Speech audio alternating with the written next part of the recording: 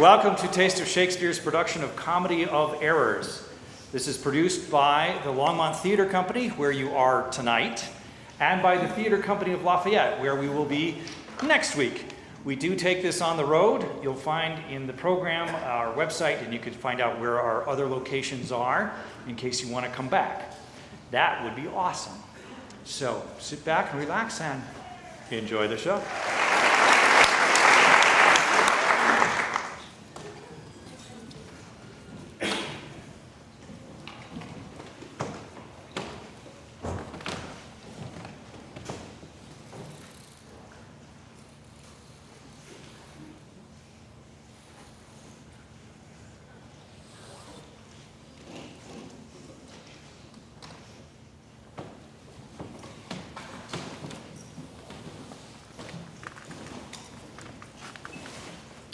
Being your slave, what should I do but tend upon the hours and times of your desire? I have no precious time at all to spend, nor services to do till you require.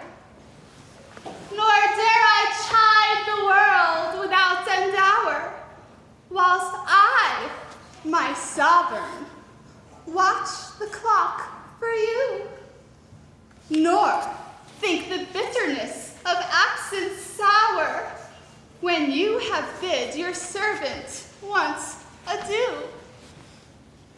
Nor dare I question with my jealous thoughts where you may be, or your affairs suppose. But like a sad slave, stay and think of naught, save where you are, how happy you make those. So true, a fool is love that's in your will. Though you do anything, he thinks no ill. Proceed, Silenus, to procure my fall, and by the doom of death and woes and all. Merchant of Syracuse, plead no more. I am not partial to infringe our laws. The enmity and discord which of late sprung from the rancorous outrage of your duke to merchants, our well-dealing countrymen who, wanting guilders to redeem their lives, have sealed his rigorous statutes with their bloods, excludes all pity from our threatening looks. If any Syracusan born come to the Bay of Ephesus, he dies. His goods confiscate to the Duke's dispose, unless 1,000 marks be levied to quit the penalty and to ransom him. Thy substance, valued at the highest rate, cannot amount unto 100 marks.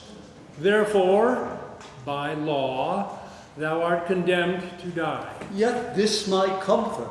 When your words are done, my woes and likewise with the evening sun. Well, Syracusans, say in brief the cause why thou departest from thy native home, and for what cause thou camest to Ephesus. In Syracusa was I born, and wed unto a woman happy but for me, and by me, had not our hap been bad. With her I lived in joy. Our wealth increased by prosperous voyages I often made to Epidamnus, till my factor's death, and the great care of goods at random left, drew me from kind embracements of my spouse. From whom my absence was not 6 months old, before herself almost at fainting, under the pleasing punishment that women bear, had made provision for her following me, and soon in safe arrived where I was. There had she not been long, but she became the joyful mother of 2 goodly sons, and what was strange, the one so like the other as could not be distinguished but by name.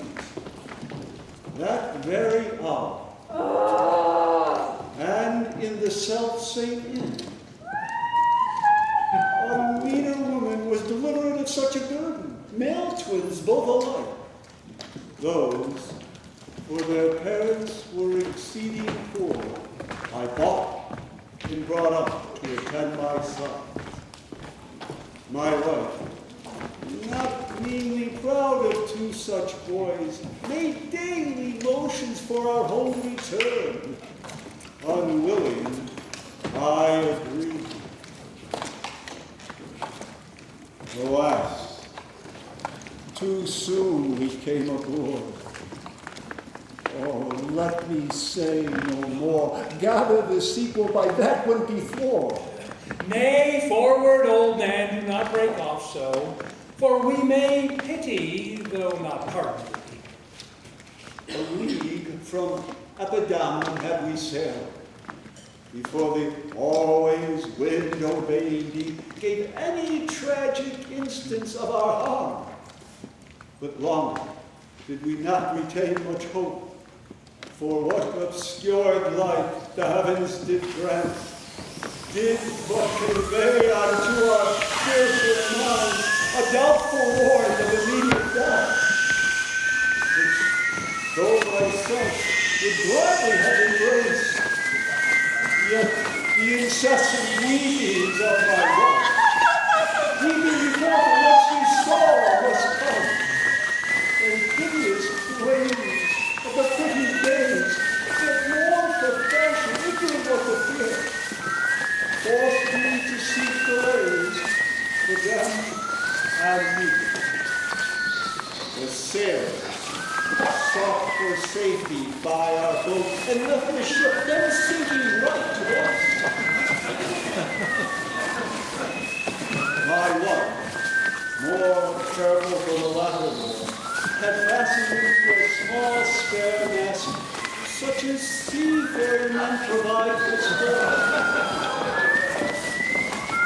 To him, one of the other twins was bound, whilst I had been like heedful of the others. The children, thus disposed, my wife and I fixing our eyes on those in whom our care was fixed, fastened ourselves farther than the mast, and floated straight, obedient to the stream, was carried towards port, as we thought. At length, the sun, gazing upon the earth, dispersed those vapors that offended us, and by the benefit of his wished light, the seas waxed calm, and we discovered two ships from far, making amain to us, of Corinth that, of Epidaurus this. For ere the ships could meet at twice 5 leagues, we were encountered by a mighty rock, which being violently borne upon, our helpful ship was splitting in the midst. So that in this unjust divorce of us, fortune had left to both of us alike what to delight in, what to sorrow for. Her part, poor soul, seeming as burdened with lesser weight, but not with lesser woe, was carried with more speed before the wind. And in our sight, they three were taken up by fishermen of Corinth, as we thought. At length, another ship had seized on us, and knowing whom it was their hap to save, gave healthful welcome to their shipwrecked guests, but would have left the fishers of their prey, had not their bark been very slow of sail.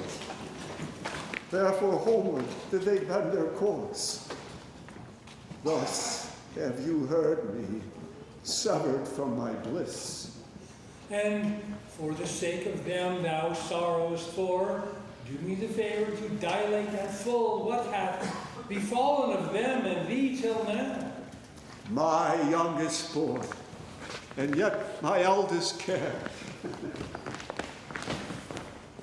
at 18 years became inquisitive after his brother, and importuned me that his attendant, so his case was like reft of his brother, but retained the name, might bear him company in the quest of him.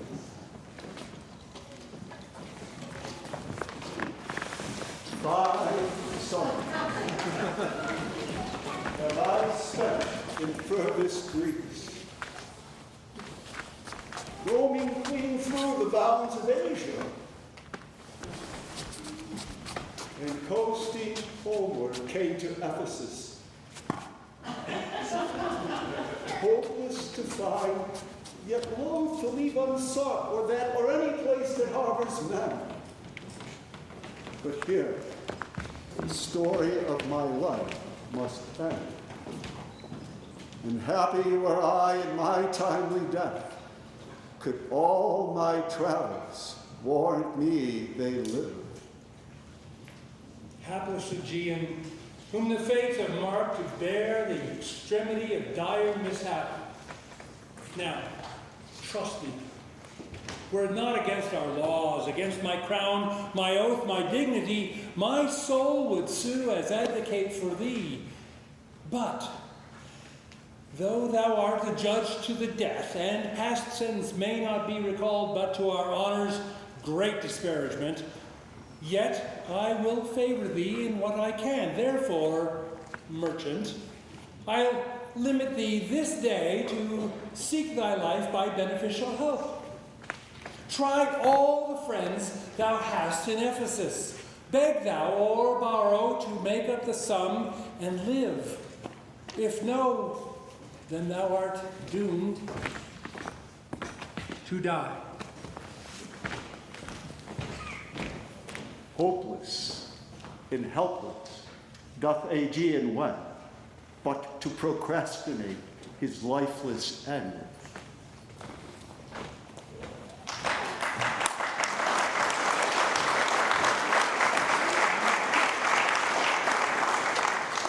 The balloon bound from Epidendum is now landing on platform 9 3/4.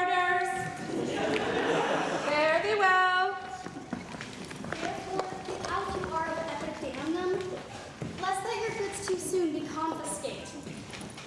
This very day, a Syracusan merchant is apprehended for arrival here, and being unable to buy out his life according to the statute of this town, dies ere the weary sun set in the west.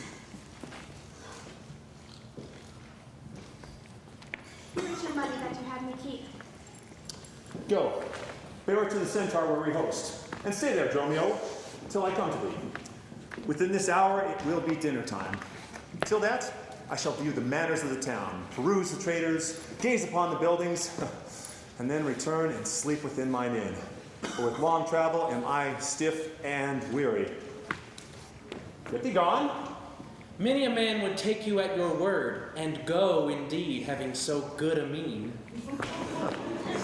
Oh, a trusty villain, madam, that very oft when I am dull with care and melancholy, lightens my spirits with his merry jest. What, will you walk with me about the town, and then return to mine inn and dine with me? I am invited, sir, to certain merchants, of whom I hope to make much benefit. I pray your pardon. Soon it will be 5 o'clock, please you. I will meet you upon the mart, and till then consort you till bedtime. My current business calls me from you now. Farewell till then. I shall lose myself and wander up and down the city. Sir, I commend you to your own content.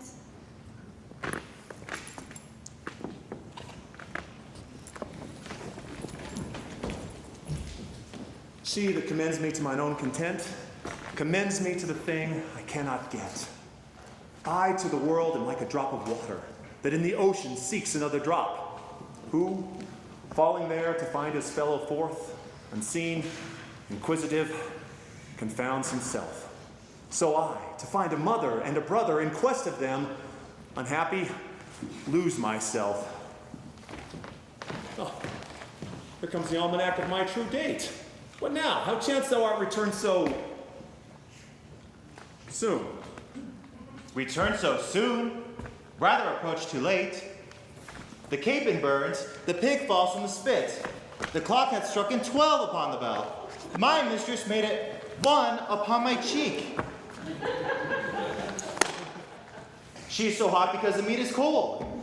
The meat is cold because you have not come home. You have not come home because you have no stomach, and you have no stomach, having broke your fast. For we know what 'tis to fast and pray. Our penitence for your default today. Stop in your wind, sir, and tell me this, I pray. Where have you left the money that I gave you? Oh, 6 pence that I had Wednesday last to pay the saddler for my mistress Crupper. The saddler had it, sir, I kept it not. I am not in a sport of humor now. Tell me and dally not, where is the money? We, being strangers here, how darest thou trust so great a charge from thine own custody? I pray you, sir, as you sit at dinner, I from my mistress come to you in post. And if I return, I shall be post indeed. For she will score your fault upon my pate. Methinks your maw like mine should be your clock, and strike you home without a messenger. Come, Dromio, come. These jests are out of season. Return them to a fairer time than this. Where is the gold I gave in charge to thee? To me, sir?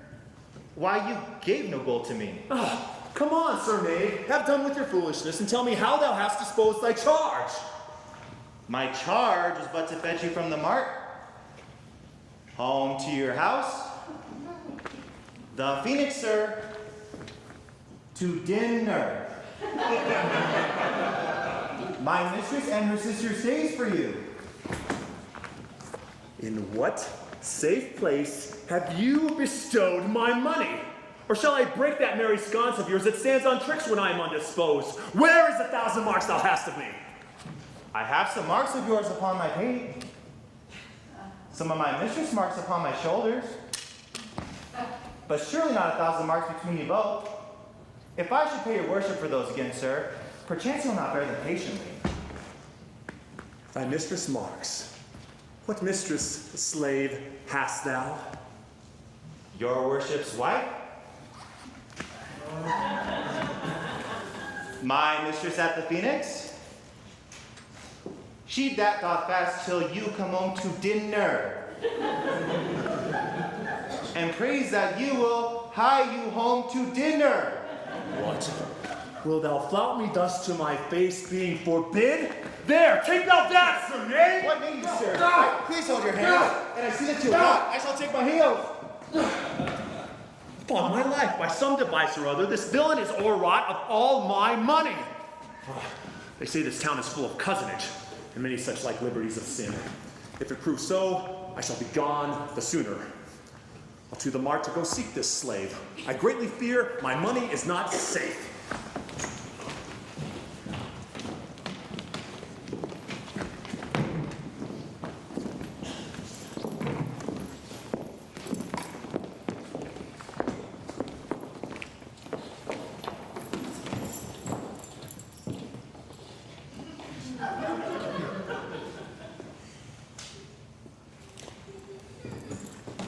Neither my husband nor the slave returned that in such haste I sent to seek his master? Sure, Luciana, it is 2:00. Perhaps some merchant hath invited him, and from the mart he's somewhere gone to dinner. Good sister, let us dine, and never fret. A man is master of his liberty. Time is their master, and when they see time, they'll go or come. If so, be patient, sister. Why should their liberty than ours be more? Because their business still lies out of door. Look, when I serve him so, he takes it ill. Oh, no, he is the bridle of your will. There's none but asses will be bridled so. Why, headstrong liberty is lashed with woe.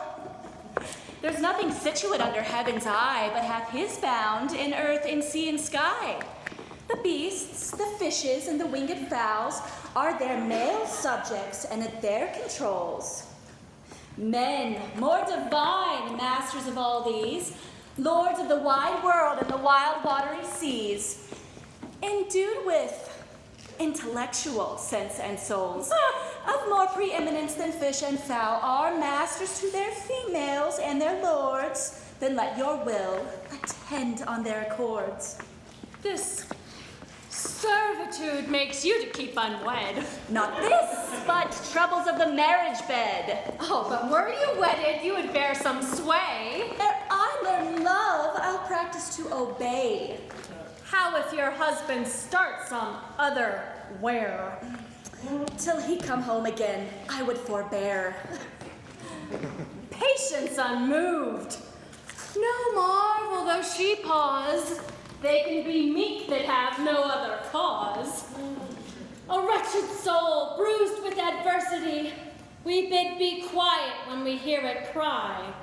But were we burdened with like weight of pain, as much or more would we ourselves complain. So thou, that hast no unkind mate to grieve thee, with urging helpless patience wouldst relieve me. But if thou live to see the like right bereft, this soul-begged patience in thee will be left. Say, is your party master now at hand? Nay.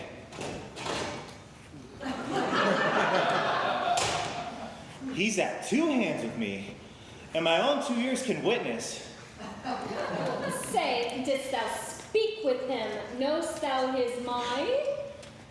Aye. He told his mind upon my ear. Beshrew his hand, I scarce could understand it. Spake he so doubtfully, thou couldst not feel his meaning? Nay. He struck so plainly, I could too well feel his blows. And withal so doubtfully, I scarce could understand them. But say, I prithee, is he coming home? It seemed he hath great care to please his wife. Why, mistress? Sure my master is horn mad. Horn mad? Thou villain! I mean not cuckle mad, but sure he is stark mad. For when I desired for him to come home to dinner,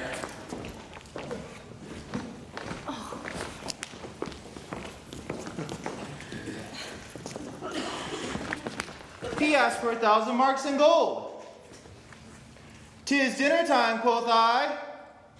My gold, quoth he. Your meat doth burn, quoth I. My gold, quoth he. Will you come home to dinner, quoth I? My gold, quoth he. Where is the 1,000 marks I gave thee, villain? The pig, quoth I, is burned. My gold. My mistress, sir, quoth I.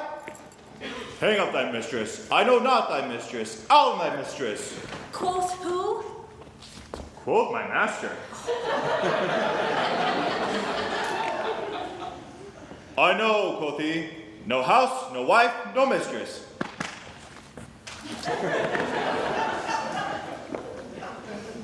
So that errand, due unto my tongue, I thank him, and bear home upon my shoulders. For in conclusion, he did beat me there. Go back again, thou slave, and bring thy master home. Go back again and be new beaten home? For God's sakes! Send some other messenger. Go back again, thou slave, or I will break thy painted cross. And he will bless our cross with other beating. Between you, I shall have a holy head. Hence, prating peasant, and fetch thy master home. Am I so round with you as you with me? Like a football, you spurn me thus. You spurn me hence, and he will spurn me hither. If I last in the service, you must case me in leather. Fie! How impatience loureth in your face. His company must do his minions grace, whilst I at home starve for a merry look.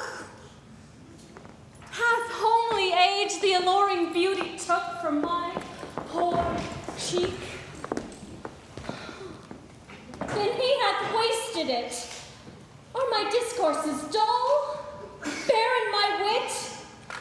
What ruins are in me that can be found by him not ruined? That he is the ground of my defeatures. My decayed fare, a sunny look from him would soon repair. But to unruly deer he breaks the pail and feeds from home. Poor, I am but as stale. Self-harming jealousy. Fie, beat it hence. Unfeeling fools can with such wrongs dispense. I know his eye doth homage otherwhere, or else what lets it but he would be here. Sister, you know he promised me a chain. Would that alone he would detain, so he would keep fair quarter with his bed. I see the jewel best enameled will lose his beauty, yet the gold bides still that others touch, and often touching will wear gold. And no man that hath a name by falsehood or corruption doth it shame.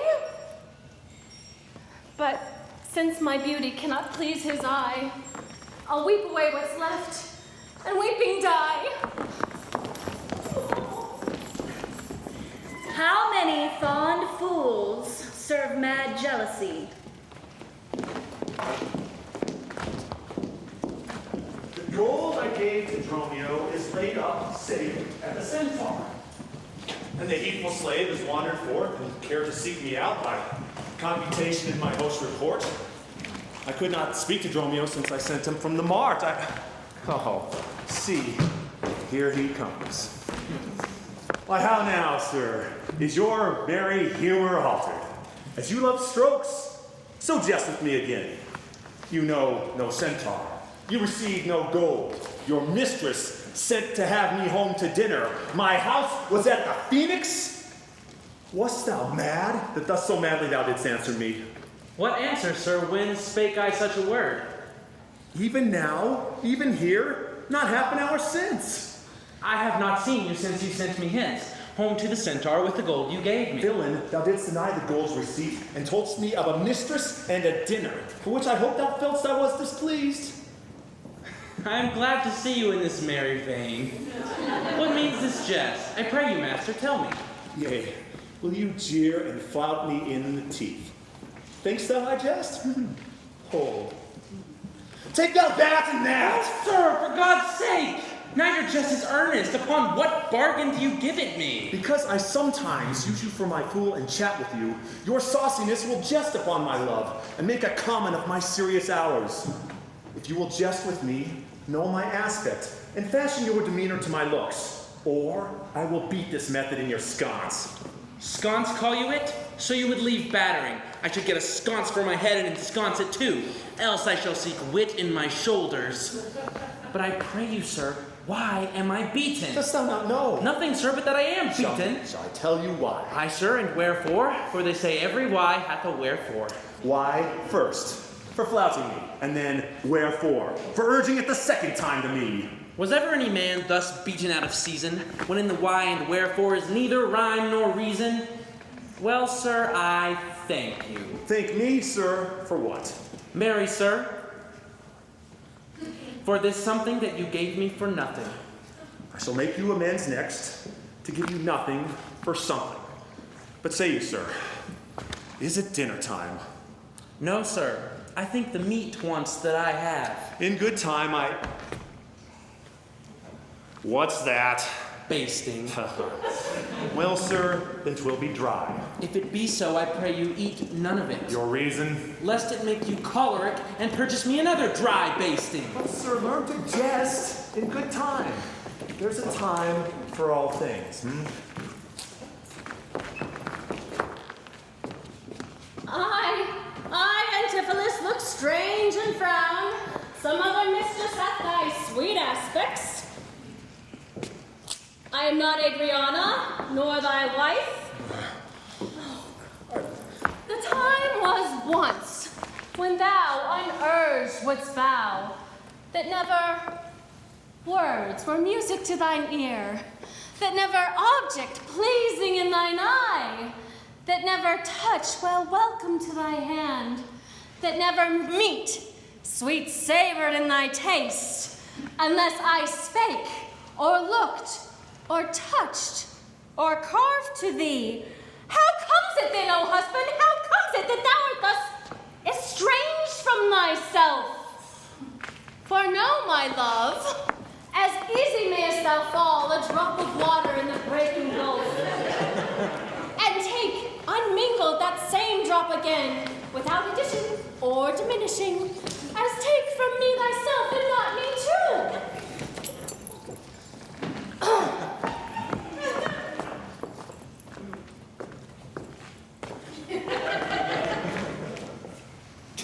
How dearly would it touch me to the quick, shouldst thou but hear I were licentious, and that this body, consecrate to thee by ruffian lust, should be contaminate. Wouldst thou not spit at me, and spurn at me, and hurl the name of husband in my face, and tear the stained skin off my harlot brow, and from this false hand break the wedding ring, and break it with a deep divorcing vow? I know thou canst, therefore see thou do it. Keep then true league and truce with thy true bed. I live unstained, thou undishonored.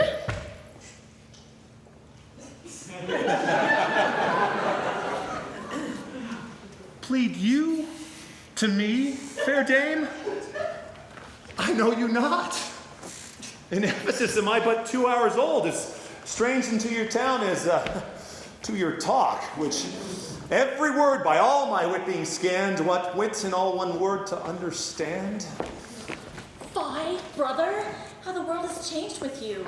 When were you wont to use my sister thus? She sent for you home to dinner by Dromio? By Dromio. By me? By thee. And this he did returns from me, that he did buffet thee in his blows, and denied my house for his, me for his wife. Did you converse, sir, with this gentlewoman? What is the course and drift of your compact? I, sir, I never saw her till this time. Villain, thou lies, for even her very words didst thou deliver to me on the march. I never spake with her in all my life. How could she thus then call us by our name, unless it be by inspiration? How ill agrees it with your gravity to counterfeit thus grossly with your slave, abetting him to thwart me in my mood? Oh, be it my wrong you are from me exempt, but wrong not that wrong with more contempt. If aught possess thee from me, it is dross, usurping ivy, briar, or idle moss, who all for want of pruning infect thy sap and live on thy confusion. To me she speaks.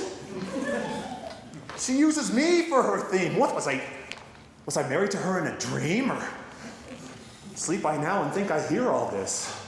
What errors drive our eyes and ears amiss? Until I know this sure uncertainty, I'll entertain the offered fallacy. Dromio, go have the servants spread for dinner. Oh, for my beads, I cross me for a sinner. This is the fairyland, oh spite of spites. We talk with goblins, owls, and sprites. If we obey them not, this will ensue. They'll suck our breath or pinch us black and blue. Why pratest thou to thyself and answer not? Dromio, thou drone, thou snail, thou slug, thou sot! I am transformed, master, am I not? I think thou art in mind, and so am I. Nay, master, in mind and in my shape. Well, thou hast thine own form. Oh, no, sir, I am an ape. If thou art transformed to aught, 'tis to an ass. 'Tis true. She rides me and I long for grass. If this is true, I am an ass. Else it could never be. But I should know her as well as she knows me. Come, come. No longer will I be the fool to put the finger in the eye and weep, while man and master laugh my woes to scorn. Come, sir, to dinner. Dromio? Husband, I'll dine above with you today and shrive you of 1,000 idle pranks. Sirrah, if any come for your master, tell him he dines forth, and let no creature enter. Come, sister. Dromio, play the porter well. Am I in earth? In heaven? Or in hell? Sleeping or waking? Mad or well advised? Known unto these, and to myself disguised. I'll say as they say and persever so, and in the mist at all adventures go. Master, shall I be porter at the gate? Aye, and let none enter, lest I break your pate. Come, come, Antipholus, we dine too late.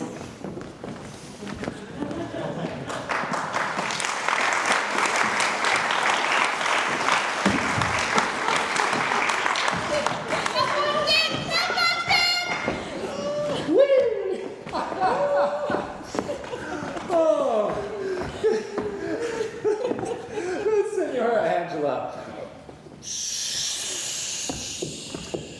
You must excuse us all. My wife is shrewish when I keep not hours. Say to her that we lingered at your shop to see the making of her carcanet, and that tomorrow you'll bring it home. But here's a villain that would face me down. He met me on the mart, and that I beat him and charged him 1,000 marks in gold, and that I did deny my wife and house. Thou drunkard, thou! What does that mean by this? Say what you will, sir, but I know what I know. That you beat me at the mart. I have your hand to show. If the skin were parchment and the blows you gave were ink, your own handwriting would tell you what I think. I think thou art an ass. Mary. So it's out the pier. From the wrongs I suffer and the blows I bear, I should kick, being kicked, and being at that pass. Oh. But you would keep from my heels and beware of an ass. Oh, you are sad, Senor Balthazar. Pray God our cheer may answer my good will and your good welcome here. I hold your dainties cheap, sir. And you're welcome, dear. Oh, Senor Balthazar, either at flesh or fish, a table full of welcome makes scarce one dainty dish. Good meat, sir, is common, that every child affords. And welcome more common, for that's nothing but words. Small cheer and great welcome makes a merry feast. Better cheer may you have, but not with better hearts. But soft, my door is locked. Go bid them let us in.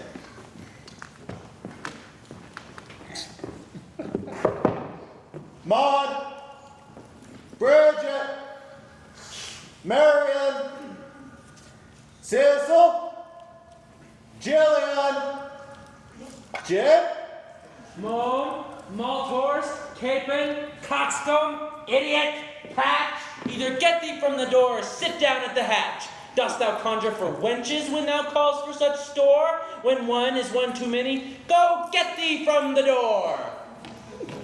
What patch is made of our porter? My master stays in the street. Let him walk from whence he came, lest he catch cold on his feet. Who talks within there? Ho, open the door. Aye, sir, I'll tell you when, and you tell me wherefore. Wherefore? For my dinner. I have not dined yet today. Nor today here you must not. Come again when you may. What art thou that keepest me out from the house I owe? The porter for this time, sir, and my name is Dromio. Oh, villain! Thou hast stolen both my office and my name. Thou never got me credit, the other mickle blame. If thou hast been Dromio today in my place, Thou wouldst have changed thy face for a name, or thy name for an ass. What coil is there, Dromio? What are those at the gate? Let my master in, Luce. Faith, no. He comes too late, and so tell your master. Oh, Lord, I must laugh. Have it you with a proverb. Shall I set in my staff? Oh, have it you with another. That's when. Can you tell? If thy name be called Luce, Luce, thou hast answered him well. Do you hear, you minion? You'll let us in, I hope. I thought to have asked you. And you said no. So, come help. Well struck. There was blow for blow. Now, baggage, let us in. Can you tell for whose sake? Master, knock on the door hard. Let him knock till it ache. You'll cry for this minion if I beat the door down. What needs all that and a pair of stocks in the town? Who is that at the door that keeps all this noise? By my troth, your town is troubled with unruly boys. Are you there, wife? You might have come before. Your wife, surname. Go get you from the door. If you went in pain, master, this knave would go sore. Here is neither cheer, sir, nor welcome. We would fain have either. In debating which is best, we shall part with neither. They stand at the door, master. Bid them welcome hither. There's something in the wind that we cannot get in. You would say so, master, if your garments were thin. Your cake there is warm within, and you stand here in the cold. It would make a man mad as buck to be bought and sold. Go fetch me something. I'll break open the gates. Breakity breaking here, and I'll break your knave's pate. A man may break word with you, sir, as words are but wind. But wind. Aye, and break it in your face. So he break it not behind. It seems thou want'st breaking out upon thee hind. Well, here's too much out upon thee. I pray thee, let me in. Aye, when fowls have no feathers and fish have no fin. Well, I'll break in. Go borrow me a crow. A crow without a feather? Master, mean you so? For a fish without a fin, there's a fowl without a feather. If a crow helps us sing, sirrah, we'll pluck a crow together. Get thee gone. Fetch me an iron crow. Have patience, sir, or let it not be so. Herein you war against your reputation, and draw within the compass of suspect the unviolated honor of your wife. Be ruled by me, and depart in patience. Let us all to the tide over dinner. And about evening, come yourself alone to know the reason of this strange restraint. For if you offer to break in now in the stirring passage of the day, a vulgar comment will be made of it, and that supposed by the uncommon route against your yet unguiled estimation, will, with foul intrusion, enter in and dwell upon your grave when you are dead. For slander lives upon succession, forever housed where it gets possession. Thou hast prevailed, and I shall depart in quiet. And, in despite of mirth, I mean to be merry. I know a wench of excellent discourse. Pretty, and witty, wild, and yet too gentle. There will we dine. This woman that I mean, my wife, but I protest without desert, had oftentimes upbraided me withal. To her will we to dinner. Get thee home and fetch the chain. By this I know 'tis made. Bring it, I pray you, to the Porpentine, for there's the house. That chain will I bestow, be it for nothing but to spite my wife, on mine hostess there. Good madam, make haste. Since mine own doors refuse to entertain me, I'll knock elsewhere, and see if they'll disdain me. I'll meet you at that place some hour hence. Do so. This jest shall cost me some expense.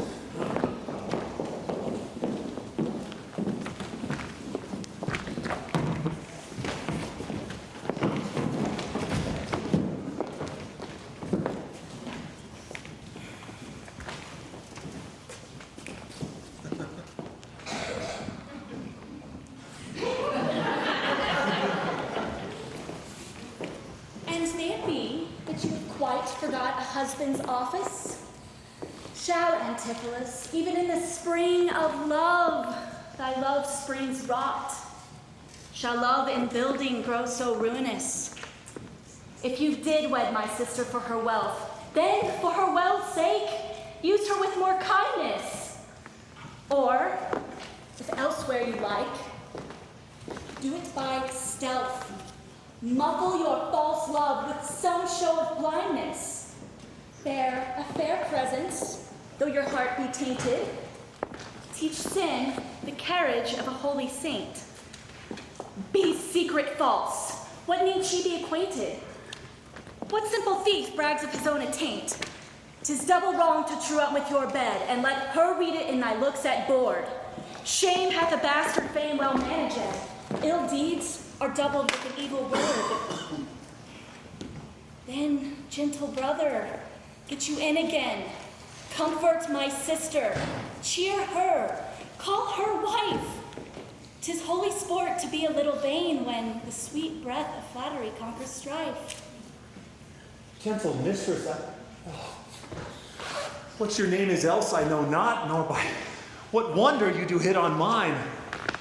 Less in your knowledge and your grace you show not than earth's wonder, more than earth divine. Oh, teach me, dear creature, to think and speak.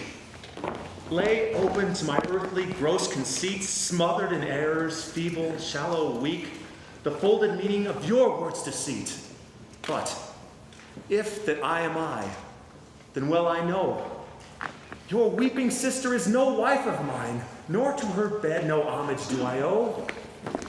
Far more to you do I decline. Oh, train me not, sweet mermaid, with thy note, to drown me in thy sister's flood of tears. Sing, siren, for thyself, and I will dote. Spread o'er the silver waves these golden hairs, and as a bed I'll take them there and lie, and in that glorious supposition think he gains by death that hath such means to die. Let love, being light, be drowned if she sink. What, are you mad that you do reason so? Not mad, but mated. How, I do not know. It is a fault that springeth from your eye. Oh, from gazing on thy beams, fair sun, being by. Gaze where you should, and that will clear your sight. As good to wink, dear love, as look on night. Why call you me love? Call my sister so. Thy sister's sister. That's my sister. No! It is thyself, mine own self's better part. Mine eye's clear eye, my dear heart's dearer heart. My food, my fortune, and my sweet hope's aim, my whole earth's heaven, and my heaven's claim. All this my sister is, or else should be. Call thyself sister sweet, for I will be. Thee will I love, and with thee lead my life. Thou hast no husband yet, nor I no wife. Oh, give me thy hand.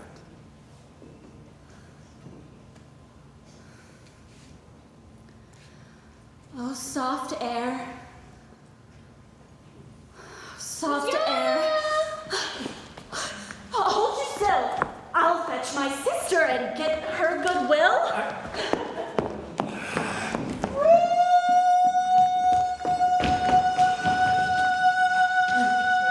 Whoa!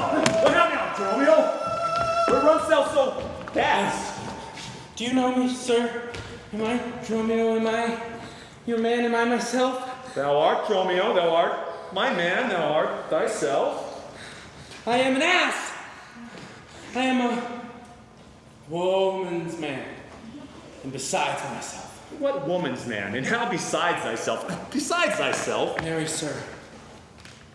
Besides myself, I am due to a woman. One that claims me, one that haunts me, one that will have me. Oh, what claim lays she to thee? Marry, sir, such claim as you would lay to your horse, and she would have me as a beast. Not that I, being a beast, she would have me, but that she, being a very beastly creature, lays claim to me. Oh, what is she? A very reverent body, aye, such a one as a man may not speak of without he say, Sir Reverence, I have but lean luck in the match, and yet she is a wondrous, fat marriage. How dost thou mean a fat marriage? Mary, she's the kitchen wench and all grease, and I know not what use to put her to, but to make a lamp of her and run from her by her own light. I warrant her rags in the tallow in them will burn a Poland winter. If she live till doomsday, she'll burn a week longer than the whole world. What complexion is she of? Swart like my shoe, Ugh. but nothing half so clean kept, for why she sweats. A man may go over shoes in the grime of it. That's a fault that water will mend? No, sir. 'Tis in grain. Noah's flood could not do it. So she bears some breadth. No longer from head to foot than from hip to hip. She is spherical. Like a globe. I could find out countries in her.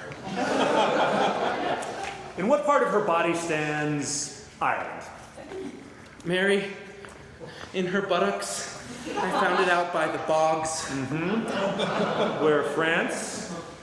In her forehead, armed and reverted, making war against her heir. Where England? I looked for the chalky cliffs, but I could find no whiteness in them. But I guess it stood in her chin, with the salt room that ran between France and it. Where Spain? Oh, faith, I saw it not, but I felt it hot in her breath. Where America? The Indies? Sir, upon her nose, all o'er embellished with rubies, sapphires, carbuncles, declining the rich aspect to the hot breath of Spain, who sent whole armados of carracks to be ballast at her nose. Where stood Belgia? The Netherlands? Oh, sir, I did not look so low. To conclude, this drudge or diviner laid claim to me, called me Dromio, swore I was assured to her, told me what privy marks I had about myself, such as the mark on my shoulder, the mole on my neck, the great wart on my left. Go hie thee presently. Post to the road. And if the wind blow any way from shore, I will not harbor in this house tonight. If any bark put forth, come to the mart where I will walk for thee. If everyone knows us and we know none, it's time, I think, to trudge, pack, and be gone. From a bear, a man would run for life. So fly from her that would be my wife.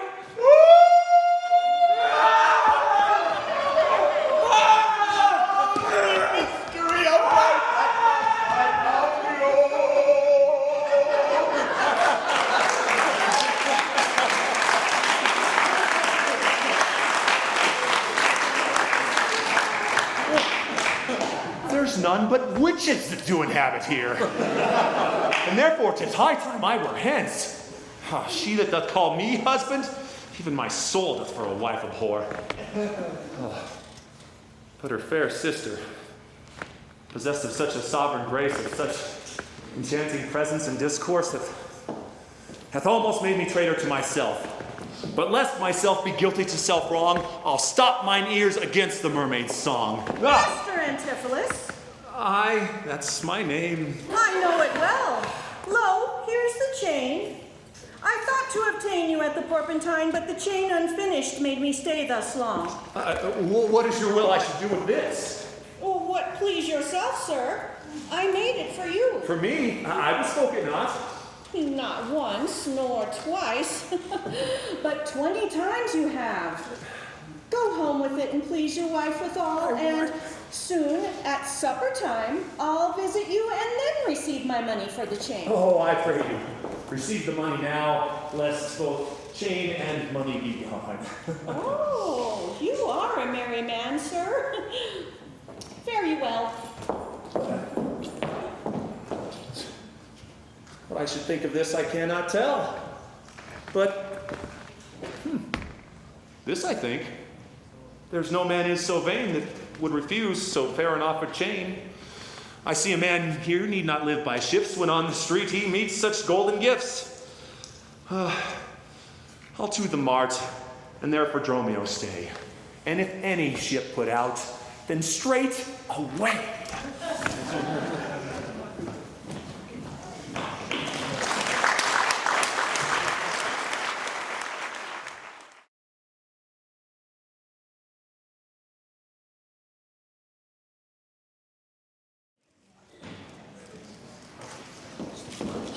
Ever since Pentecost, some was due. And since I have not much importuned you, nor now I have not, but that I am bound to Persia, and will fill this my voyage. Then, Lord, make present satisfaction, or I'll attach you to this officer. Even just the sum that I do owe to you is growing to me by Antipholus. And in the instant that I met you, he had of me a chain. And at 5 o'clock I shall receive the money for the same. Please, you walk with me down to his house, and I will discharge my bond, and thank you too. That labor may you save. See where he comes. While I go to the goldsmith's house, go thou and buy a roast end. That will I bestow among my wife and her confederates for locking me out of doors that day. What's off? I see the goldsmith. Buy thou a rope's end and bring it home to me. I buy £1,000 per year. I buy a rope. A man is well holp up that trusts to you. I promised your presents and the chain, but neither goldsmith nor chain came to me. Be like you thought our love would last too long if it were chained together, and therefore came not. Saving your merry humor, sir, here's the note. How much your chain weighs to the utmost carat, the fineness of the gold in chargeful fashion, which amounts to 3 odd ducats more than I stand debted to this lady. I pray you, see her presently discharged, for she is bound to sea and stays but for it. I am not furnished with the present money. Besides, I have some business in the town. Good Signora, take the stranger to my house, and with you take the chain, and bid my wife disperse the sum on the receipt thereof.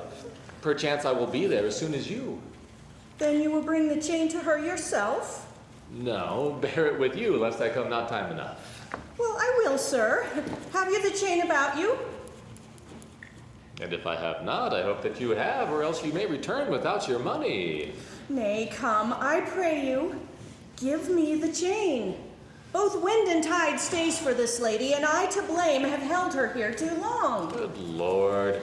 You use this dalliance to excuse your breach of promise to the Porpentine. I should have chid you for not bringing it, but like a shrew, you first begin to brawl. The hour steals on. I pray you, madam, dispatch.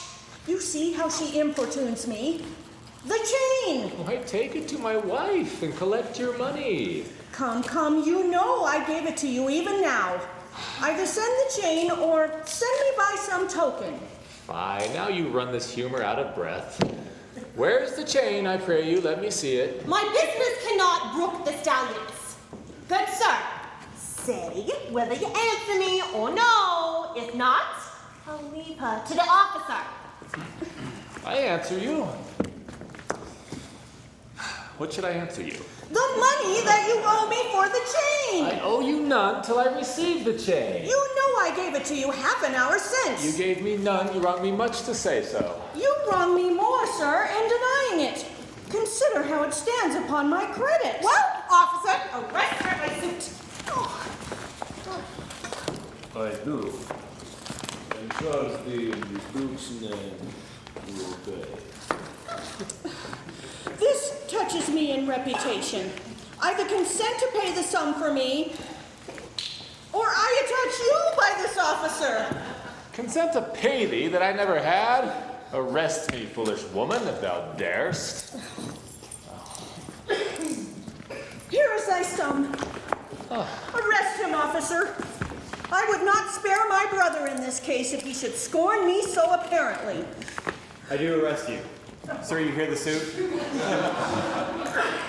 I do obey thee till I give thee bail. But, madam, you shall buy the sport as all the metal in your shop will answer. Sir, I will have law in Ephesus. To your notorious shame, I doubt it not. Master! There is a bark of epidamnum that stays but till her owner comes aboard, and then there she bears away. Our fraughtage, sir, I have conveyed aboard. I have bought the oil, the balsamum, and aquavitae. The ship is in her trim. The merry wind blows fair from land. They stay for naught at all but for their owner, master, and yourself. Ah! Oh no! A madman! Thou peevish sheep, what ship of epidamnum waits for me? A ship you sent me to hire waftage. I sent thee for a rope, and told thee for what purpose and what end? You sent me for a ropes, and as soon you sent me to the bay, sir, for a bark. I shall debate this matter with you at more leisure, and teach your ears to list me with more heed. To Adriana, villain, hie thee straight. Give her this key, and tell her, in the desk that's covered o'er by the Turkish tapestry, there's a purse of ducats. Have her send it. Tell her I am arrested in the street, and that shall bail me. On, officer, to prison till it come. To Adriana. That is where we dined. Where Dausabel did claim me for a husband. She is too big, I hope, for me to compass. Thither I must, although against my will, for servants must their masters' minds fulfill.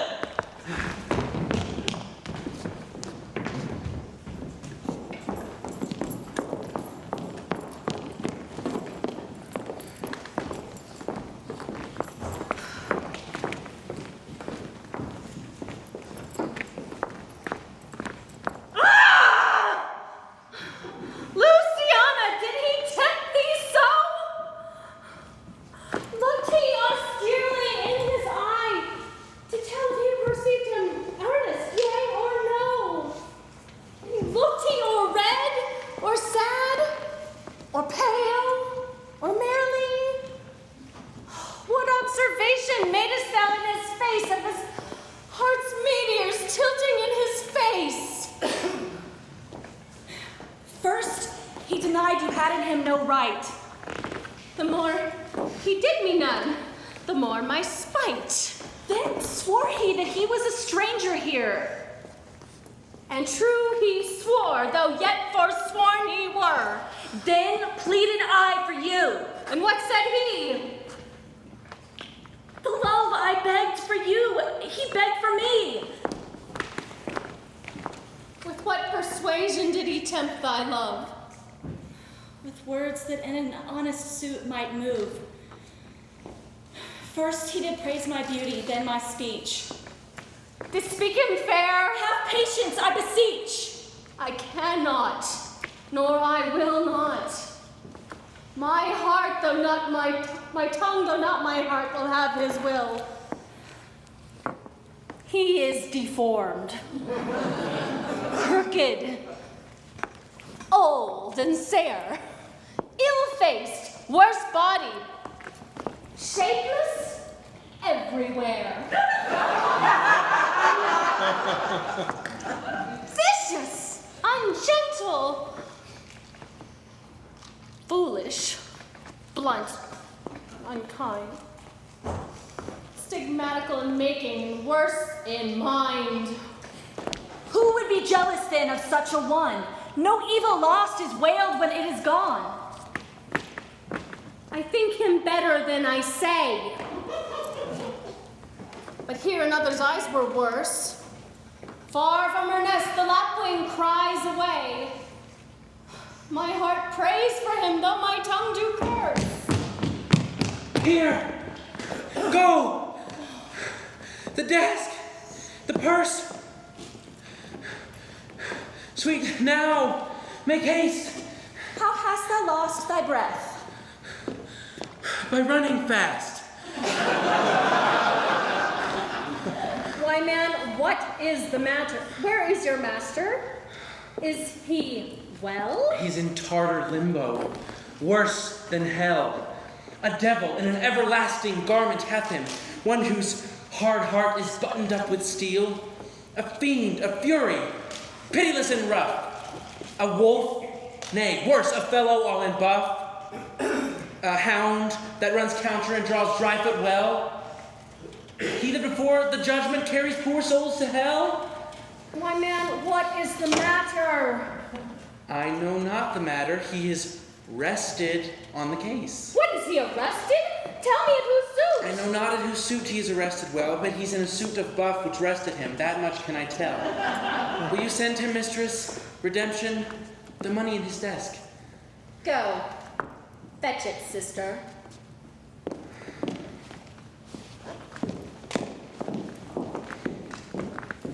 This is odd that he unknown to me should be in debt. Tell me, was he arrested on a band? Not on a band, but on a stronger thing. A chain. A chain. Do you not hear it ring? What, the chain? No, the bell. 'Tis time that I were gone. It was 2 ere I left him. Now the clock strikes 1. The hours run back? That did I never hear. Oh yes, if any hour meet a sergeant, it turns back for very fear.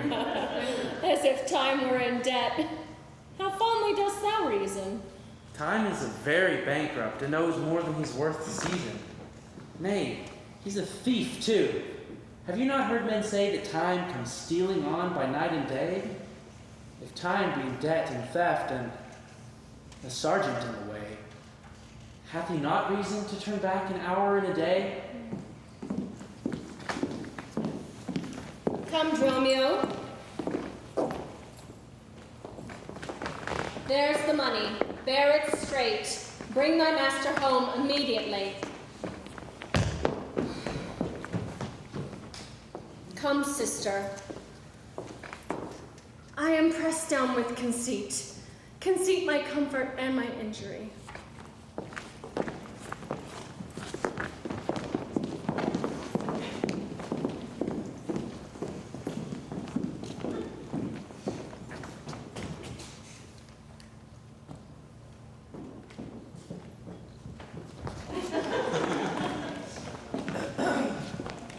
There's not a man I meet but doth salute me, as if I were his well-acquainted friend. And everyone doth call me by my name. Some tender money to me, some invite me, some other give me thanks for kindnesses, some offer me commodities to buy. Even now, a tailor called me into his shop and showed me silks he bought for me, and thereupon took measure of my body. Ugh. Sure, these are but imaginary wiles, and Lapland sorcerers inhabit here. Master, here's the gold you sent me for.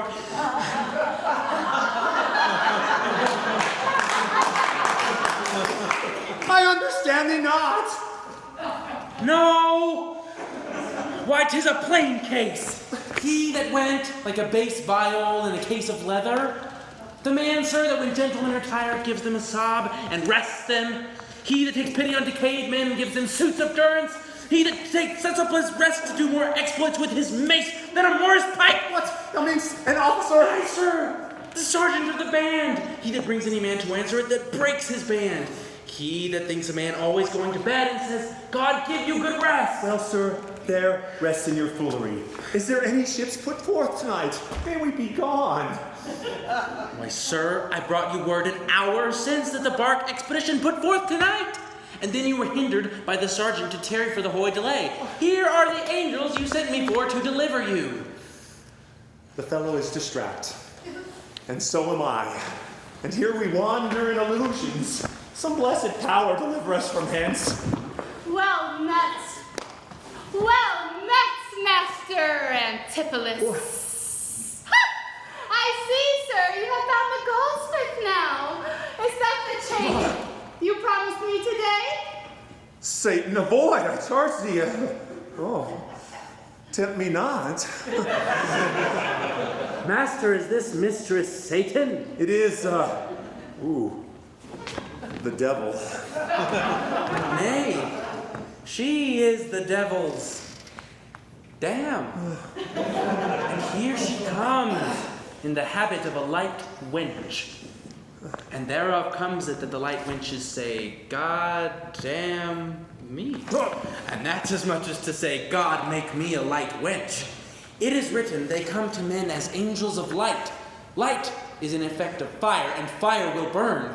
ergo light winches will burn. Come not near her. You're man and you are marvelous, merry, sir. Will you go with me? We'll make our dinner here. Master, if you do, expect spoon meat, or bespeak a long spoon. Why, Dromio? Marry, he must have a long spoon that must eat with the devil. Avoid then, fiend. Thou, what tells me of supping? Thou art as you are all a sorceress. I conjure thee to leave me and be gone. Give me that ring of mine you had at dinner, or for my time and the chain you promised, and I will be gone, sir, and not trouble you. Some devils ask but the parings of one's nail.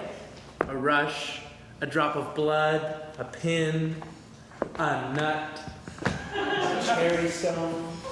But she, more covetous, would have a chain. Master, be wise, and if you give it her, the devil will shake her chain and fright us with it. I pray you, sir, my ring, or else the chain. Oh, I hope you do not mean to cheat me so. Avaunt thou witch! Come, Dromio! Let us go!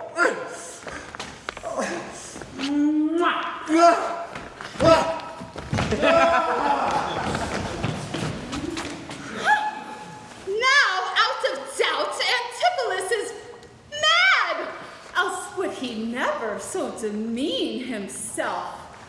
A ring he hath of mine worth 40 ducats, and for the same he promised me a chain. Both one and other he denies me now. The reason, I gather, he is mad, besides this present instant of his rage, is a mad tale he told today at dinner, of his own doors being shut against his entrance. Be like his wife, acquainted with his fits, on purpose shut the doors against his way. My way is now to hie home to his house and tell his wife that being lunatic, he rushed into my house and took perforce my ring away. This course I see fit to choose, for 40 ducats is too much to lose.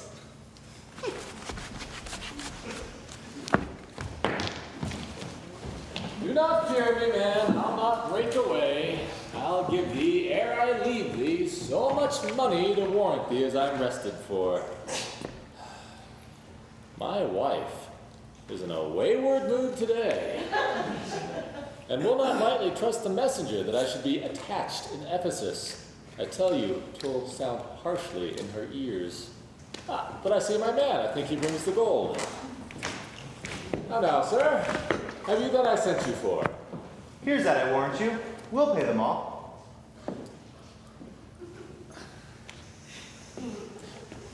But where's the money?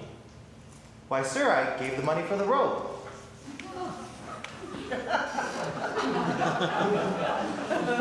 500 ducats for a rope. I'll serve you, sir. 500 at that rate. To what end did I bid thee hie thee home? To a rope's end, sir, and that end in my return. And to that end, sir, I welcome you! Yes! Good sir, be patient. Nay, 'tis for me to be patient. I'm in adversity. Good, now hold thy tongue. Nay, rather persuade him to hold his hand. A whoresome, senseless villain! I would I were senseless, sir, that I might not feel your blows. Thou art sensible and nothing but blows, and so is an ass! I am an ass. Indeed. You may prove it by my long ears. I have served him from the hour of my nativity to this instant, and have nothing to show at his hands for my service but blows. When I am cold, he heats me with beating. When I am warm, he cools me with beating. I am waked with it when I sleep, raised with it when I sit, driven out the doors with it when I go from home, and welcomed home with it when I return. Nay, I bear it on my shoulders, as a beggar won't her brat. And I think, when he hath laid me, I shall beg with it from door to door. Come, go along, my wife comes yonder. Mistress, respice finem, respect your end. Or rather the prophecy like the parrot, beware the rope's end. Wilt thou still talk? What say you now? Is not your husband mad? His incivility confirms no less. Good Dr. Pitch!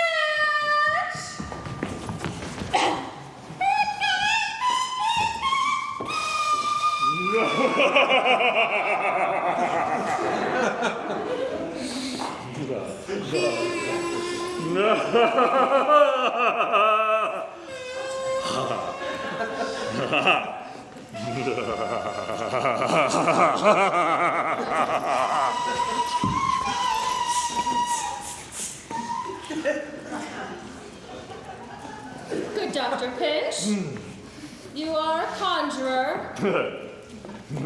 Establish him in his true sense again, and I will please you what you will demand.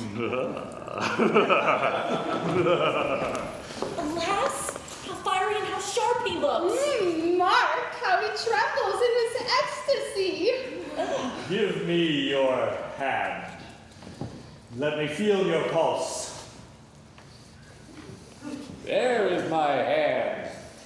Let it fill your ear. I charge thee, Satan, housed within this land, to yield possession to my holy prayers, and to thy state of darkness hide me straight.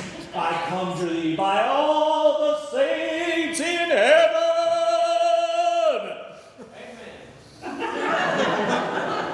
Peace, stoning wizard, peace. I am not mad. Oh, that thou wert not, poor, distressed soul! Thou minion, thou. Are these your customers? Did this companion with the saffron face revel and feasted at my house today, whilst upon me the guilty doors were shut and I denied to enter in my house? Oh, husband! God doth know! You dined at home today. God doth know. God doth know.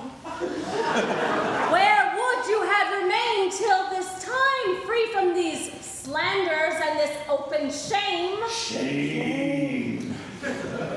Dined at home? Thou villain, what sayest thou? Sir, sooth to say, you did not dine at home.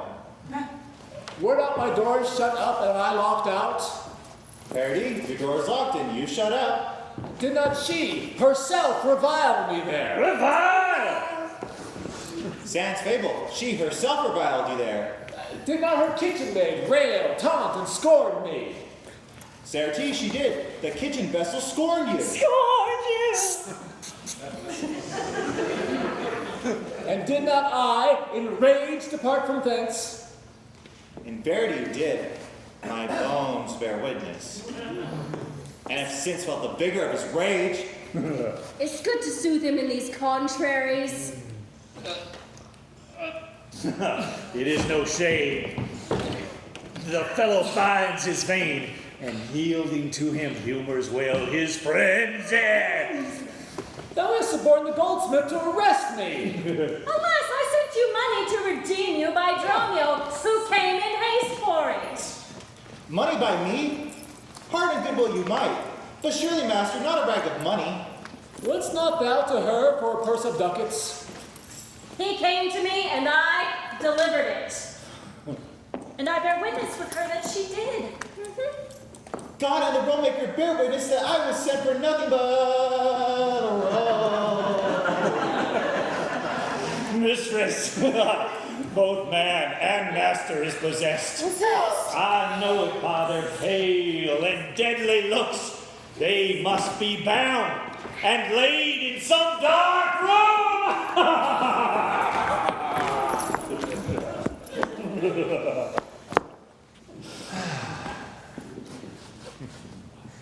Say, wherefore didst thou lock me forth today? And why dost thou deny the bag of gold? I did not, gentle husband, lock thee forth.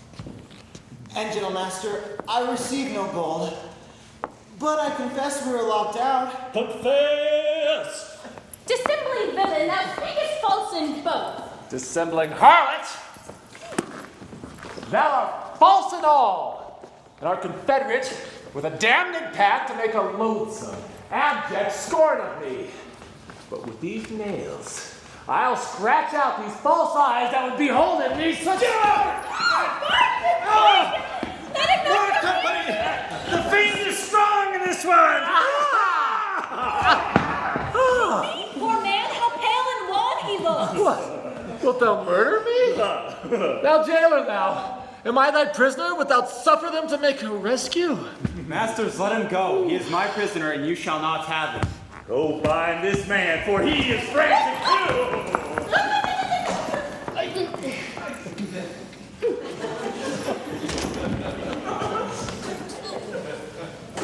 What wilt thou do, thou peevish officer? Hast thou delight to see a wretched man do outrage and displeasure to himself? He is my prisoner. I let him go. The debt he owes is required of me. I will discharge thee ere I go from thee. Bear me forthwith unto his creditor, and knowing how the debt grows due, I will pay it. Good Master Pinch, see him safe conveyed unto my house. Oh, most unhappy day. Oh, most unhappy strumpet. Master, I am here entered in bond for you. Oh, out on me, villain. Why dost thou ban me? Will you be bound for nothing? Be mad, good master, cry the devil. The devil! God help poor souls, how idly do they talk. Go bear forth. Come, go you with me. Come, jailer. Say no. At whose suit was he arrested at? One Angela, a goldsmith. Do you know her? I know the soul. What's the sum he owes? 200 ducats. And how does it grow due? Due for a chain your husband had of her. He did bespeak a chain for me, but never had it. When your husband, all enraged today, came to my house and took away my ring, that ring I saw upon his finger now, straight after did I meet him with a chain. It may be so, but I did never see it. Good Master Jailer, bring me forthwith unto the goldsmith. I long to know the truth hereof at large.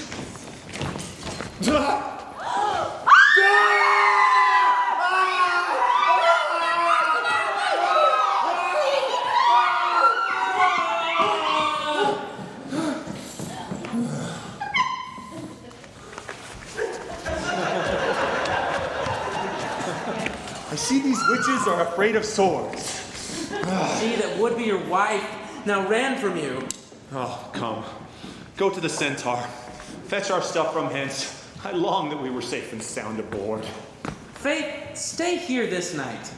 They will surely do us no harm. What? You saw they speak us fair, give us gold. Methinks they are such a gentle nation that, but for the mountain of mad flesh that claims marriage of me, I could find it in my heart to stay here still and turn witch. I would not stay the night for all the town. Therefore, a way to get our stuff aboard. I am sorry, madam, that I have hindered you, but I protest. He had the chain of me, though most dishonestly he doth deny it. How is the man esteemed here in the city? Oh, a very reverend reputation, madam, of credit infinite, highly beloved. Second to none that lives here in the city. His word might bear my wealth at any time. Speak softly, yonder, as I think he walks. 'Tis so. And that self-chain about his neck, which he forswore so monstrously to have. Good madam, draw near to me. I will speak to him.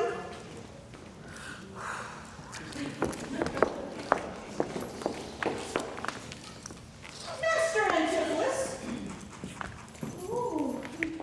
I wonder much that you should put me to the shame and trouble, and not without some scandal to yourself, with circumstance and oaths, so to deny that shame which you now wear so openly. Besides the charge, the shame, imprisonment, you have done wrong to this my honest friend, who by forestaying on our controversy had hoisted sail and put to sea today. This chain you had of me, can you deny it? I think I had. I never did deny it. Yes, that you did! And forswear it too! Who heard me to deny it or forswear it? These ears of mine now know to hear thee. Fie on thee, wretch! 'Tis a pity that thou livest to walk where any honest man resorts. Thou art a villain to impeach me thus, and I'll prove mine honor and mine honesty against thee presently, if thou dare stand. Oh, yeah! And you defy me for a villain! What? Dare?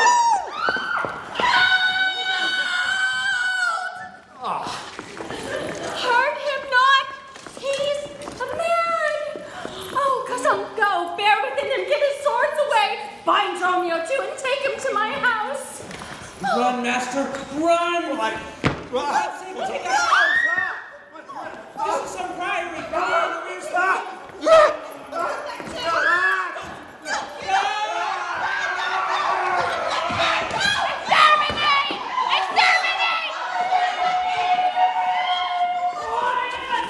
People, wherefore throng you hither? To bear my poor distracted husband home, that we may, let us come in, that we may bind him fast and bring him home for his recovery. I knew he was not in his perfect wits. I'm sorry now that I did draw on him. How long hath this possession held the man? This week he hath been heavy, sour, sad, and much different from the man he was before. But never till this afternoon did his passion break into extremity of rage. Hath he not lost much wealth by wreck at sea? Buried some dear friend? Hath not else his eye strayed his affection in some unlawful love? A sin prevailing much in youthful men who give their eyes the liberty of gazing. Which of these sorrows is he subject to? To none of these. Except it be the last. Namely, some love that drew him oft from home. You should, for that, have reprehended him. Why, so I did. Aye, but not rough enough. As roughly as my modesty would let me. Haply in private. And in assemblies too. Aye, but not enough. It was the copy of our conference. In bed, he slept not, for my urging it. At board, he fed not, for my urging it. Alone it was the subject of my theme. In company, I often glanced it, and still did I tell him it was vile and bad. And thereof came it that the man was mad. The venom clamors of a jealous woman, poisons more deadly than a mad dog's tooth. It seems his sleeps were hindered by thy railing, and therefore comes it that his head is light. The consequences then, thy jealous fits have scared thy husband from the use of wits. She never reprehended him but mildly, when he demeaned himself rough, rude, and wildly. Please. Why bear you these rebukes and answer not? She did betray me to my own reproof. Good people, enter here, lay hold on him! No, not a creature enters in my house. Then let your servants bring my husband forth. Neither. He sought this place for sanctuary, and it shall privilege him from your hands till I have made of him a formal man again, or lose my labor in assaying it. I will attend my husband, be his nurse, diet his sicknesses, for it is my office, and I will have no attorney but myself. Therefore, let me have him home with me. Be patient, for I shall not let him stir till I have used the approved means I have, with wholesome syrups, drugs, and holy prayers to make of him a formal man again. It is a branch and parcel of mine oath, a charitable duty of my order. Therefore, depart and leave him here with me. I will not hence and leave him here. And ill it doth beseem your holiness to separate the husband and the wife. Be quiet and depart. Thou shalt not have him.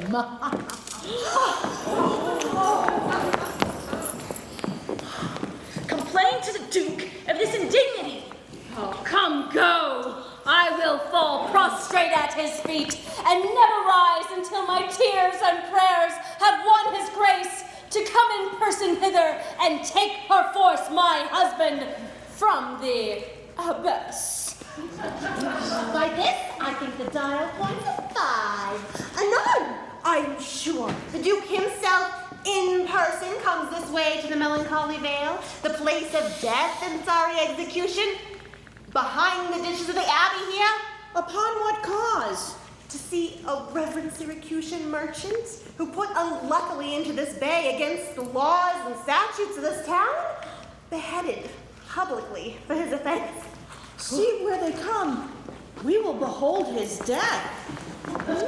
Kneel to the Duke before he pass the abbey.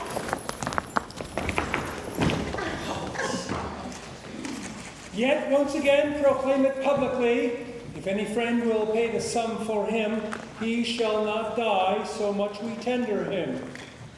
Justice, most sacred Duke, against the abbess there. She is a virtuous and reverend lady. It cannot be that she hath done me wrong. May it please your grace. Antipholus, my husband, whom I made lord of me and all I had, your important letters. This ill day, a bout of madness took him, that desperately he hurried through the streets, with him his bondmen, all as mad as he, doing displeasure to the citizens by rushing in their houses, bearing thence rings and jewels, anything his rage did like. Once did I get him bound and sent him home, whilst to take order for the wrongs I went that here and there his fury had committed. Anon, I wot not by what strong escape, he broke from those that had the guard of him, and with him his mad attendant, each one with ireful passion, with drawn swords, met us again and madly bent on us, and chased us away, till raising a moraine, we came again to bind them. Then they fled into the abbey, whither we pursued them, and here the abbess shuts the gates and will not suffer us to let him be let out. Therefore, most gracious Duke, at thy command, let it be brought forth and borne hence for help. Long since thy husband served me in my wars, and I to thee engaged a prince's word when thou made him master of thy bed, to do him all the grace and good I could. Go, some of you, knock at the abbey gate, and bid the lady abbess come to me. I will determine this before I stir. Mistress!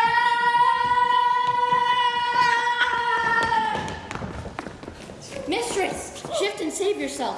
My master and his men are both broke loose, beaten the maids a row, and bound the doctor. God doth know!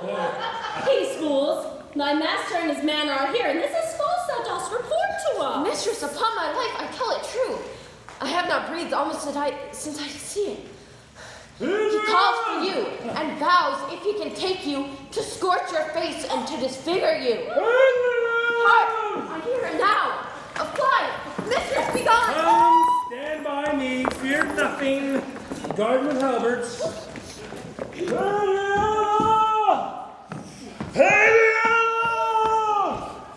I mean, it's my husband. Witness you, he was born about invisible. Even now we housed him in the abbey here, and now he's there past all thought of human reason.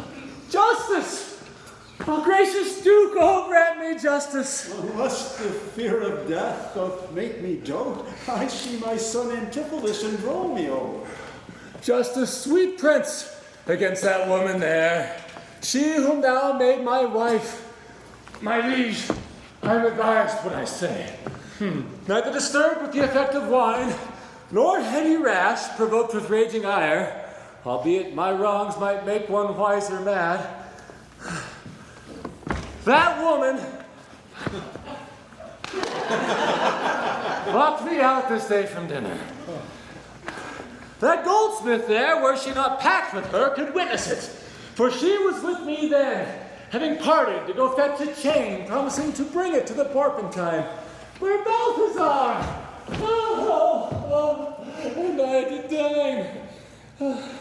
Our dinner done, and she not coming thither, I went to seek her, and in the mart I met her, and in her company that gentle woman. There, did this perjured goldsmith swear me down that I this day of her received the chain, which God she knows I saw not, for the which she did arrest me with an officer. I did obey, and I sent my peasant home for certain ducats. He was none returned.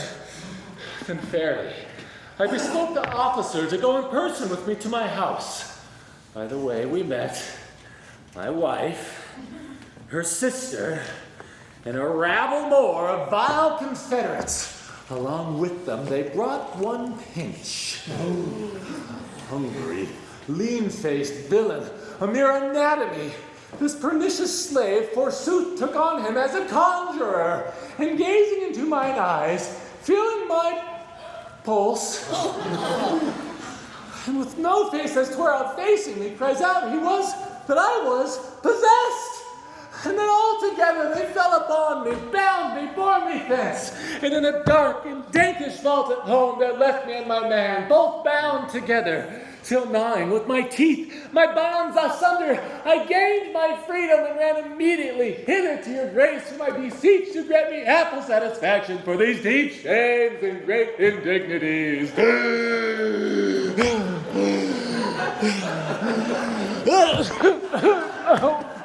My lord, in truth, thus far, I witness with him that he dined not at home, but was locked out. But had he such a chain of thee or no? He had, my lord, and when he ran in here, these people saw the chain about his neck. Besides, I will be sworn, you said you had the chain of her after you first forswore it on the march. And thereupon I drew my sword on you, and then you fled into this abbey here. For once, I think you have come by miracle. Amen. I never came within these abbey walls, nor ever didst thou draw thy sword on me. I never saw the chain, so help me heaven. This is false you burden me withal. Why, what an intricate impeach is this. I think you all have drunk of Circe's cup. If here you housed him, here he would have been. If he were mad, he would not plead so coldly. You say he dined at home. The goldsmith here denies that saying. Sirrah, what say you? Sir, he dined with her there at the Porpentine. He did. And from my finger, snatched. This ring. It's true, my liege, that ring I had of her. Sawest thou him enter at the abbey here? As sure, my liege, as I do see your grace. Why, this is strange. Go call the abbess hither. I think you are all mated or stark mad. Most mighty Duke, vouchsafe me speak a word. Haply I see a friend will save my life and pay the sum that may deliver me.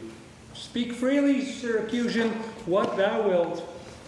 Is not your name, sir, called Antipholus? And is not that your bondman, Dromio? Within this hour I was his bondsman, sir. But he, I thank him, not into my cords. And now am I Dromio and his man unbound. I am sure you, both of you, remember me. Ourselves we do remember, sir, by you.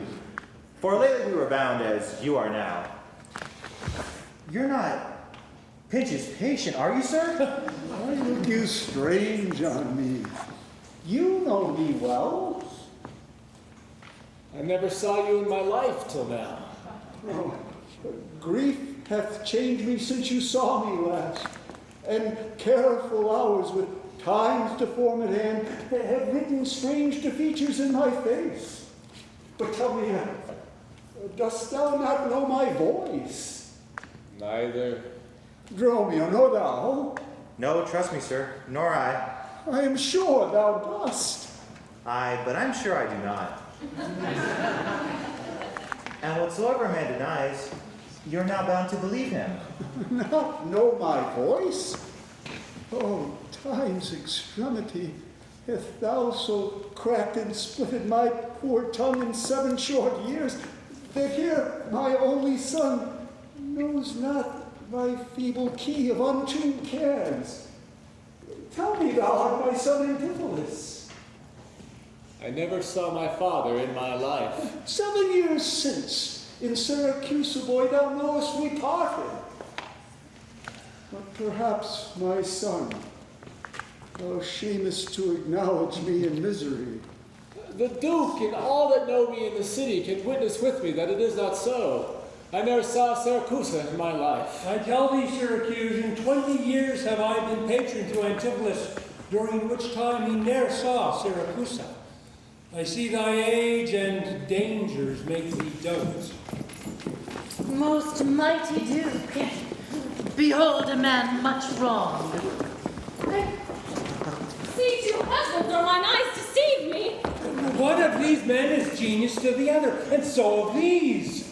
Which is the natural man and which the spirit? Who deciphers them?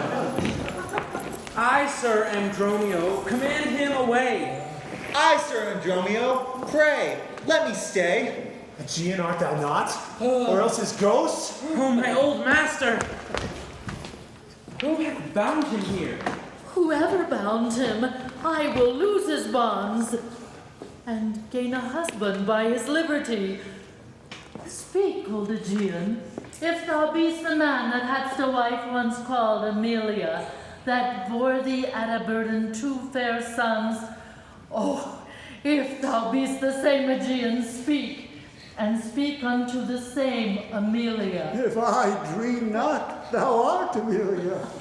If thou art she, tell me, where is that son that floated with thee on the fatal raft? By men of Epidamnum, he and I and the twin Dromio all were taken up, but by and by rude fishermen of Corinth by force took Dromio and my son from them. Me they left with those of Epidamnum. What then became of them I cannot tell. I too this fortune that you see me in.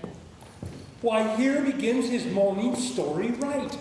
These 2 Antipholuses, these 2 so like, and these 2 Dromios, one in semblance, besides her urging of her wreck at sea. These are the parents to these children, which accidentally are met together. Antipholus, Thou camest from Corinth first? No, sir, not I. I come from Syracuse. Stand apart. I know not which is which. I came from Corinth, my liege, brought here by that most famous warrior, your most renowned uncle, Duke Menaphon. And I was him. You two did dine with me today. I, gentle mistress. And are not you my husband? Oh, I say nay to that. And so do I.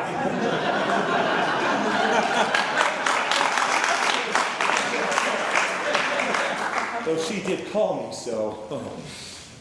But this gentlewoman here, her fair sister, did call me brother. But I told you then, I hope I shall have leisure to make good. If this be not a dream, I see and hear. That, sir, is a chain which you had of me. I think it be, madam, I deny it not. For that chain, thou arrested me. I think I did, sir. I deny it not. And I, sir, sent money to redeem you by Adromio, but he brought it not. Nope, not by me. This purse of ducats I received from you. And Dromio, my man, did bring them me. And I was ta'en for him, and he for me, and thereupon these errors are arose. This purse found I for my father there. It shall not need thy father half his life. Sir, I must have that chain from you. There, take it. And many thanks for my good cheer. Renowned Duke, vouchsafe to go with us into the abbey here, and here at large discourse all our fortunes, and all that are assembled in this place, that by this one day sympathize there have suffered wrong. Go keep us company, and we shall make full satisfaction. 33 years have I but gone in travail of you, my sons, and till this present hour my heavy burden ne'er delivered. The Duke, my husband, my sons both, and you the calendars of their nativity, go to a gossip's feast, and go with me, after so long grief, such festivity. With all my heart, I'll gossip at this feast.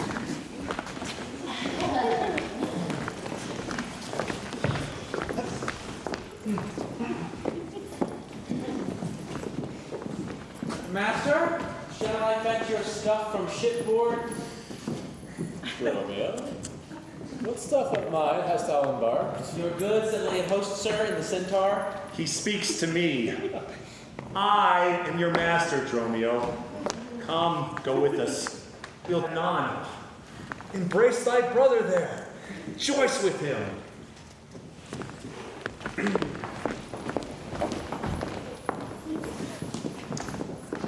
There is a fat friend at your master's house that kitchened me for you today at dinner. She now shall be my sister, not my wife.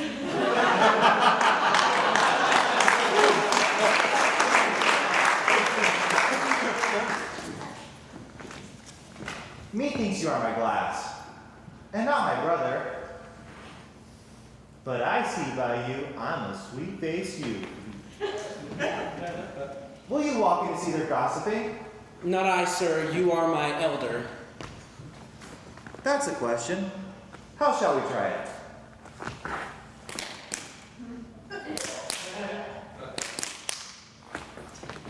We'll draw cuts for the senior. Till then, lead thou first. Nay. Then thus, we came into this world like brother and brother, and now let's go hand in hand. Not one before another.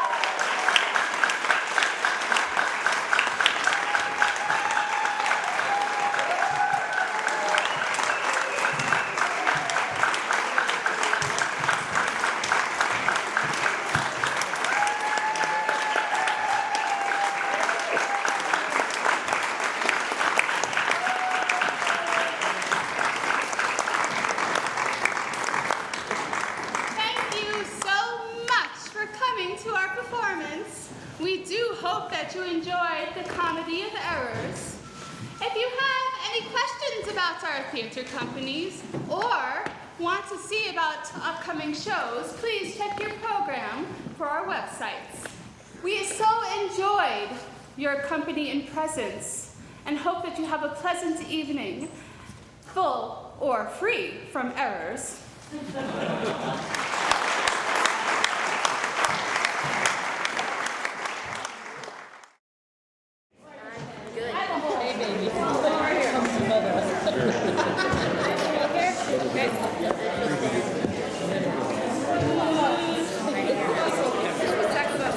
camera is going to be...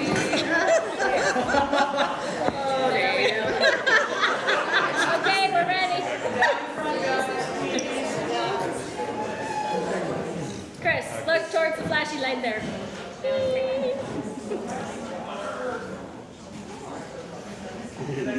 No.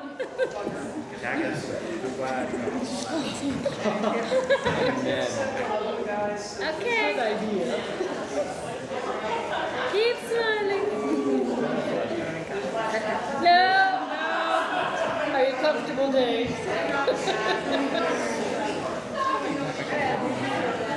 I've never felt prettier. Yeah, sorry, it was the last minute. Last minute. Yeah. Stick up, Dave. We would have To have hair director. Hair director? Hair director.